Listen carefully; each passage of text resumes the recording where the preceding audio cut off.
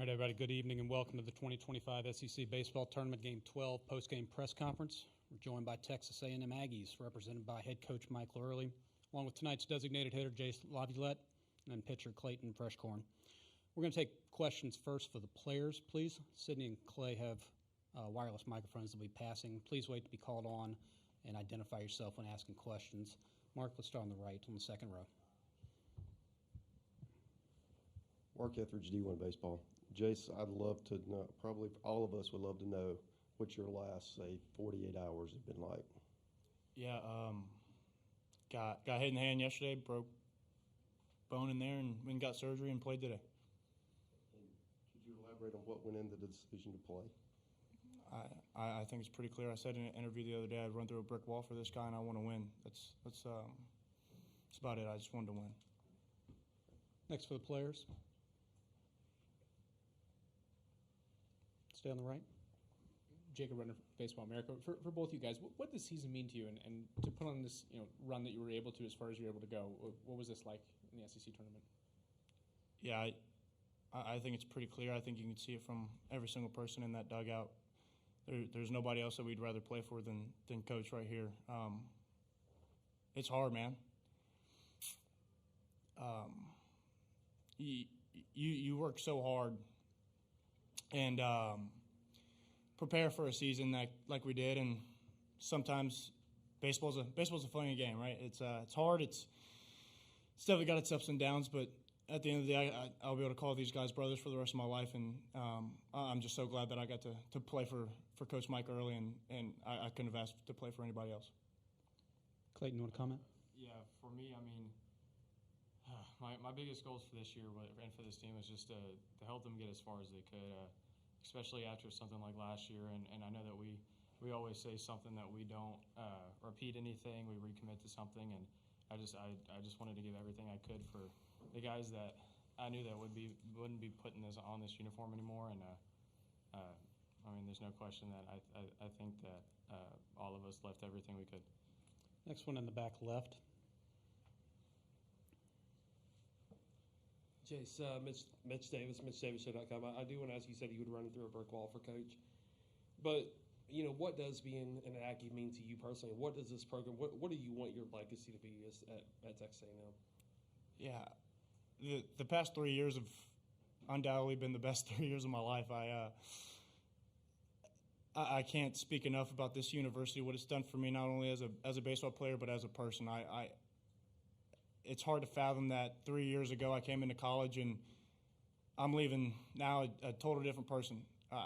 I can't express enough of what this university can do for you and what these coaches can do for you, and just the 12th man. I just want to say thank you. I can't imagine baseball without it. That's it. First row on the right. Koki Riley with The Advocate. Jace, was it a surprise for you guys when Anthony Einstein comes into the game in relief over the last 3 innings? No, sir. It's still baseball. No matter who's on the mound, you gotta stick to an approach, and you gotta get your swing off on pitches in the zone.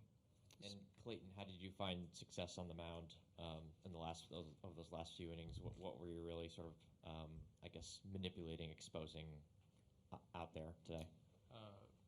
I think it was just one of those things where I was able to throw every pitch at any count and land any pitch at any point. And I mean, I know our backs are against a wall. I know that.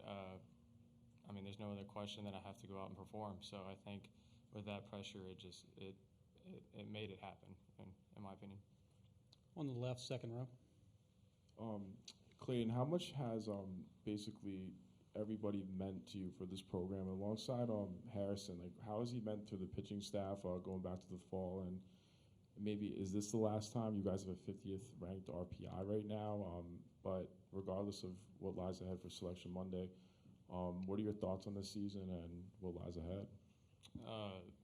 Kind of banking on what Jay said, baseball is a silly sport, and it is a very hard sport, and it sometimes just doesn't go your way. And I mean, there's no question that we put everything into practices. I mean, in each moment that we had, each breath that we had, these guys mean everything to me. I mean, especially for a guy like me who is a first-year guy. Just getting to meet these people and get to know them as humans, not just teammates. So it's a big deal for me, and I'll never forget it. Last one for the players on the right. Jace, why has it meant so much to you to play for Mike, and what has he done for this program, in your opinion? I think he's done a lot more than anybody on the outside can see. There's so much that if you look at me before I got to college as a hitter comparatively to now, it's night and day. And then if you look at me as a person, I mean, I call this man my father. I really do. I die for him. And it's not only me. There's multiple people on this team that would kill to play one more damn game for him. And I said it over the summer that there's no better coach in the nation, and I still believe it, and I hope to damn hell there's a lot of other people that want to come to school and want to play for this guy. He will change your life, and I think that's all there is to say. All right, Jason, Clayton, congratulations on your play this week. Thanks for your time. Giggle.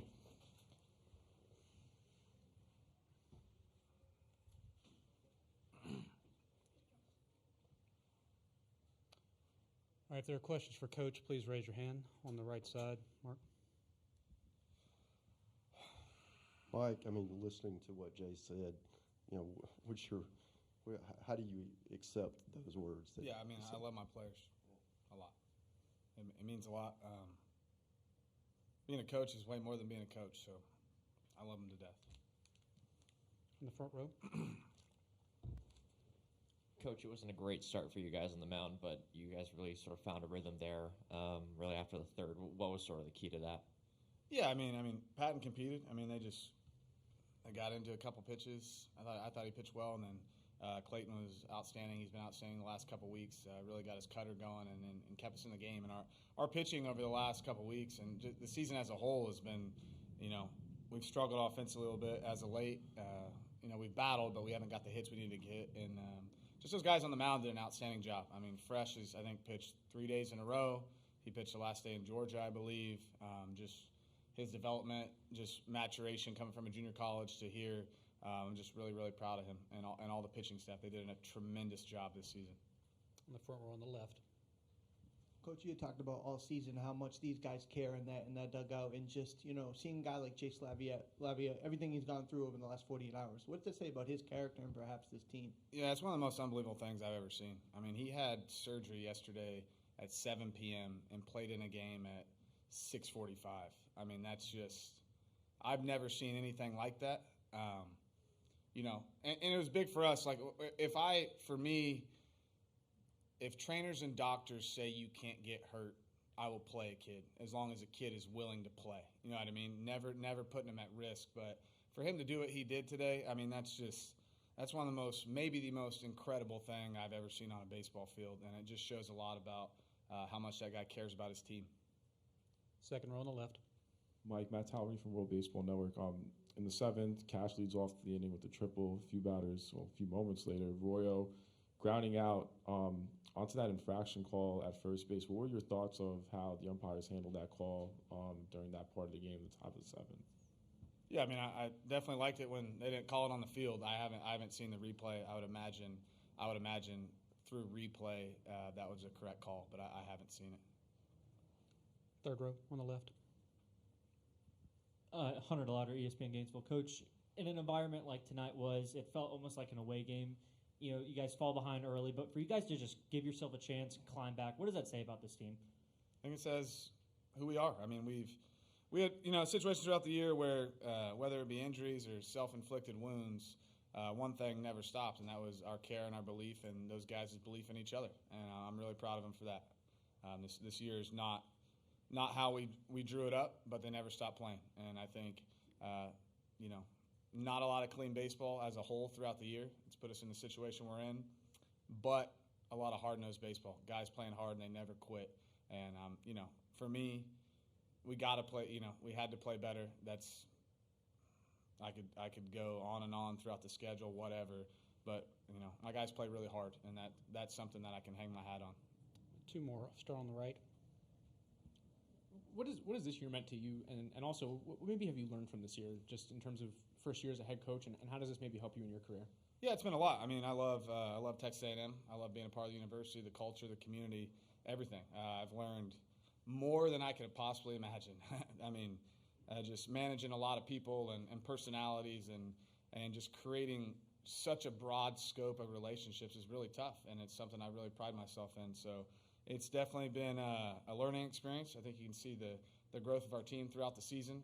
And, yeah, I'm just super proud to be a part of a university like this and the people, and it's just a really special place, and it's just I take so much pride in being the head coach here.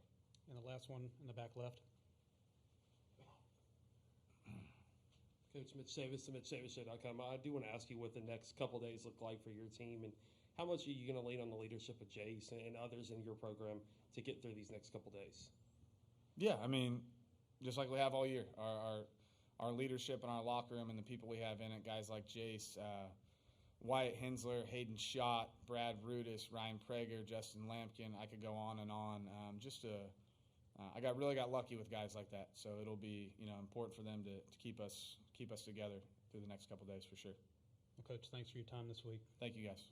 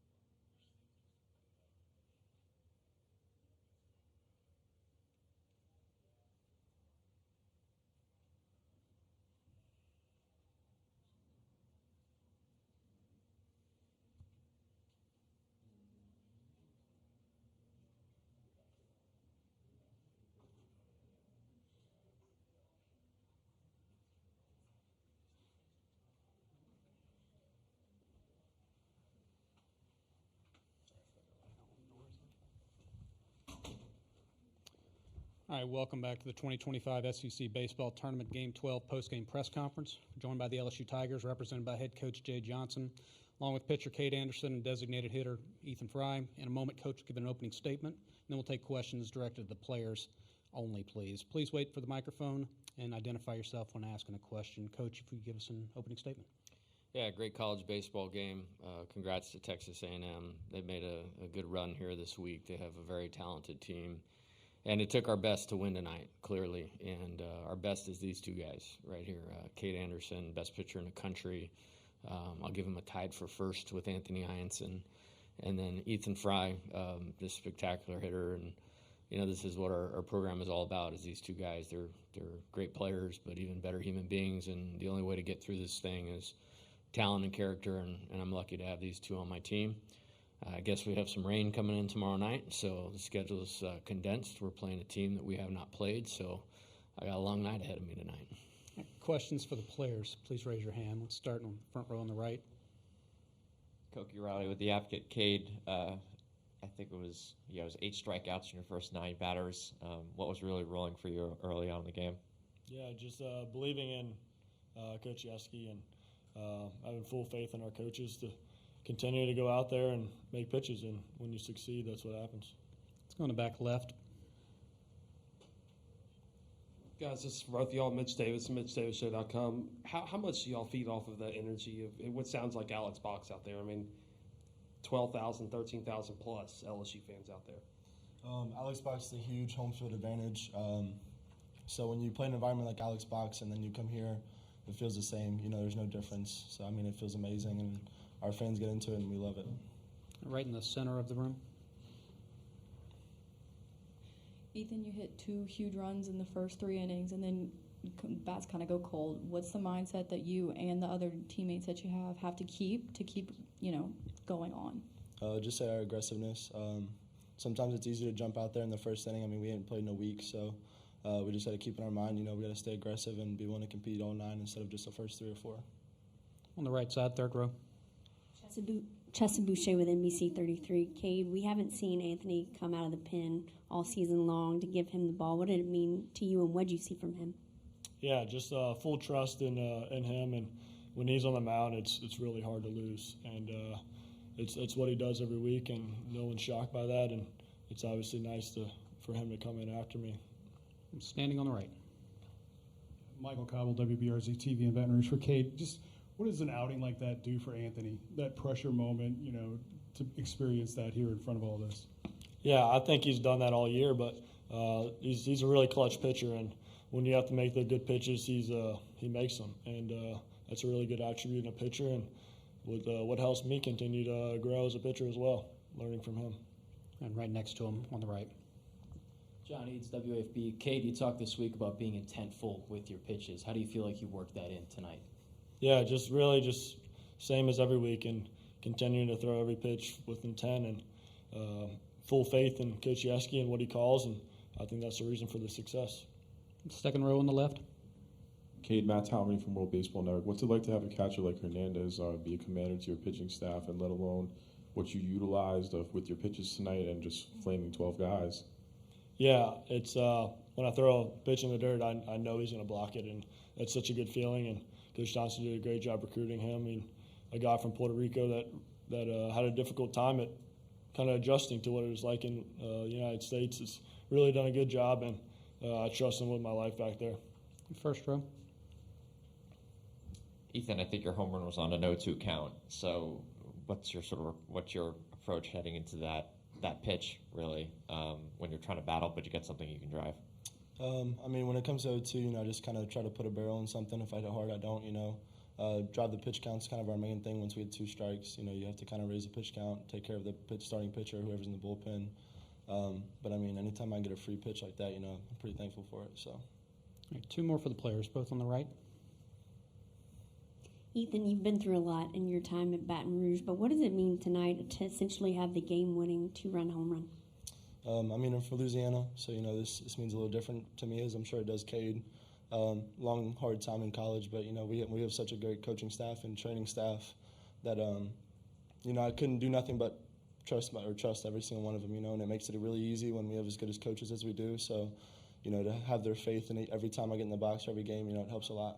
And right behind her on the right. Ethan, A&M's left-handed pitching made it tough on y'all when you played earlier this month. How important was it for the right-handed hitters like yourself to produce tonight? I mean, I wouldn't even say right-handed producers. We had Derek Curry ran a couple great at-bats in there. We had a lot of good barrels that just happened to go right to somebody.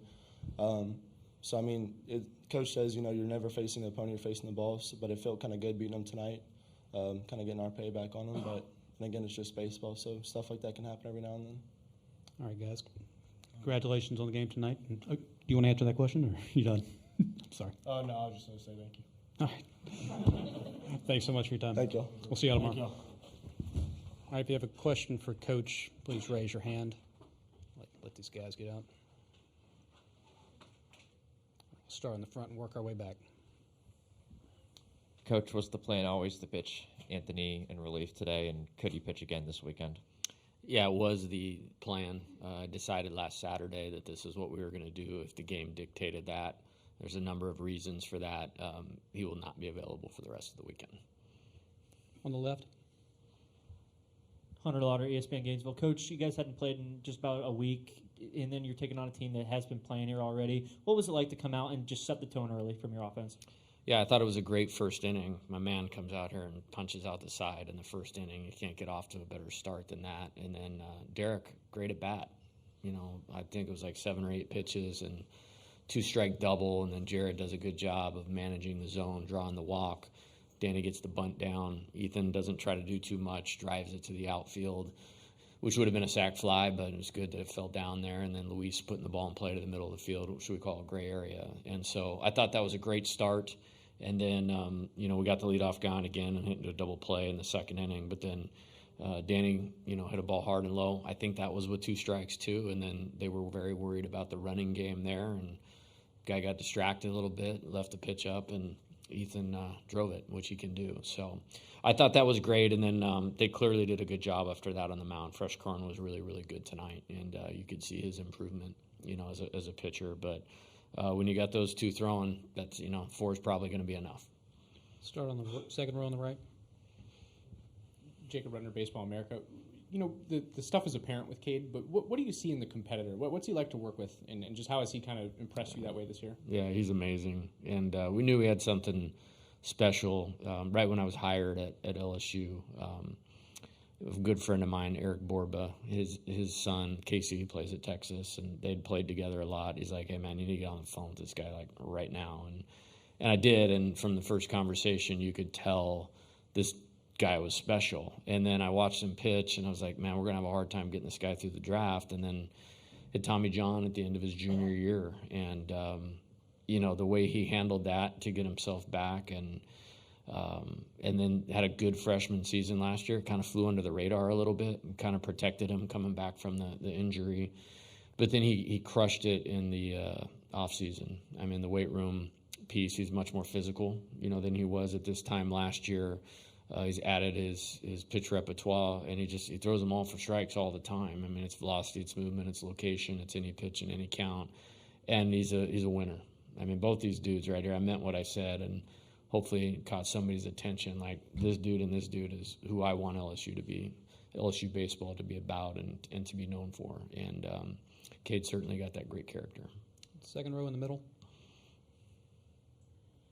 Coach, you kind of talked about it earlier, your mentality and the familiarity with A&M going into, today versus going into Ole Miss tomorrow when you've never seen them before. So, kind of what is that? How are you going to prepare for that? And what was that post-game message and the message you're going to send to your players going into it tomorrow? Yeah, well, the first thing I'm going to do is I'm going to get Dunkin' Donuts and get a little bit of caffeine and sugar to keep going. I came to the game on Wednesday night just knowing that it was a possibility to play them and, wanted to eyeball it. Certainly familiarity with their team, from playing them forever. And they're better this year. They're a really good team this year, and that's a great win that they got today on one of the best teams in the country.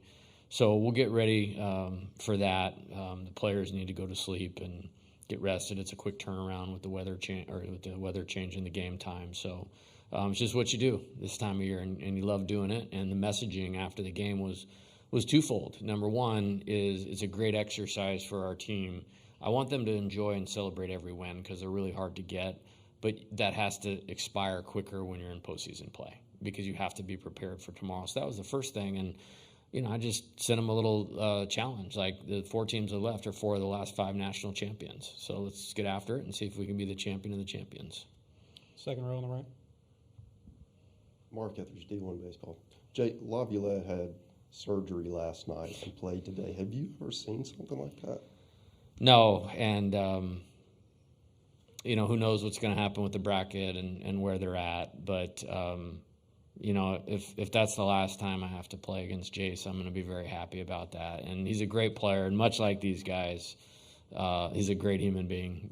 So and that's special. Like, to get on the field tonight after that, that's special, and massive hat tip and massive respect to him. Third row on the right. I asked Ethan this, but what he's been through at LSU to battle back and been so clutch this season, what has he meant to you? Yeah, I mean, that is a real dude. He's a great player. He's going to be a better person. The only reason he didn't play as a freshman because he's on one of the best teams in college baseball history. That's it. That's the only reason he didn't play as a freshman. And then last year it was getting close to go, and then he literally, the moment I decided to do that, he slid back into first and hurt his shoulder bad enough to have surgery on it, and then it took some time to get back from that. There was a feeling very early in the year, to get to our best team, it would obviously include him. It kind of reminds me of 23 a little bit. There were some guys like Beloso and Joe Bear that weren't in the lineup every day, but I had a feeling we would get to that, and we did, and obviously we know how that turned out. He was kind of that guy this year, but never has complained, never has whined, never has said poor me. He's just showed up with the right attitude, the great work, and he's obviously very talented, and we're all seeing the results of that right now. On the left, third row. Lauren McGill, ESPN Gainesville. Coach, you said that you watched Ole Miss a little bit on Wednesday, but going into this game and Ethan not hitting or anyone getting more runs after Ethan's home run, what are some adjustments, if any, that you'd like to see from this offense going into the game, especially after watching Ole Miss? Yeah, I don't know who they're going to pitch tomorrow. I haven't decided who we're going to pitch tomorrow, so I'll save you all a question with that. I think it comes down to just executing your plan this time of year. I had Alex Bregman talk to the team, and on the outside, and I'm very thankful for all of you, that promote college baseball, and you need narratives and storylines. I mean, winning at this time of year comes down to executing your plan, and I think at times we've done that about as good as anybody. I mean, this team has played at times about as good as any team I've ever had.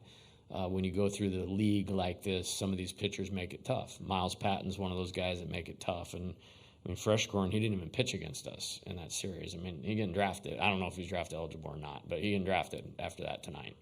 So I think we'll just kind of get him reset. And, when you have a good team, one player doesn't always have to be perfect. So I think that takes some pressure off, and just need to get them a little more, locked in on taking the at-bats that they're capable of. And I thought we were unbelievable through three innings of that, and we can get back to that tomorrow. On the right, fourth row. Coach, at the beginning of the season, when we talked about Anthony, it was at the beginning of his start, he might struggle a little bit, but he'll get better as he goes. Tonight, he couldn't have that, though, right? It was a one-run game. He had to be on point as soon as he got in. So how does this demonstrate his improvement? Yeah, we're way past that. And it was kind of a thing. I made a joke with him about 5 weeks ago that I was going to go make a mound visit in the bullpen when he was warming up for the game, to kind of get him over that hump. But that dude, I'm telling you, he's the best at a few things. Number one, he is the best at getting better as the game goes along, and he is the best pitcher in the country at wiggling his way out of trouble. The odds of getting out of a runner on third no-out situation without a run scoring are very low. And it takes a competitor, a special dude like that to do it, and he's the man. All right, last one on the right, standing. Stay with Anthony. Why the intentionality to get him time tonight? Yeah, I figured somebody was going to ask me that. So just looking at what we're trying to do as a team, we have asked a lot out of those two guys, and they are the reason that we are sitting here. They're the reason we're not getting on an airplane to go play from this point forward.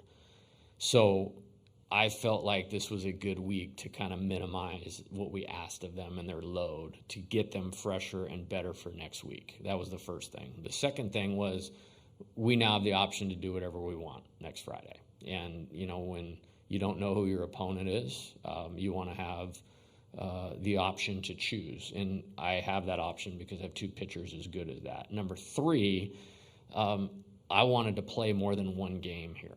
And I think the only way you get better as a team is to play. And all that's left is teams that are capable of going to Omaha and winning the national championship. So what an opportunity for us to get better this week. The next thing is we're going to need more than those two guys. So now this is going to thrust a few guys into pitching well against teams that are capable of winning the national championship, which will thus make us better as we move forward. All right, Coach, we appreciate your time. We'll see you again tomorrow. All right, thank you. Thanks. Appreciate it.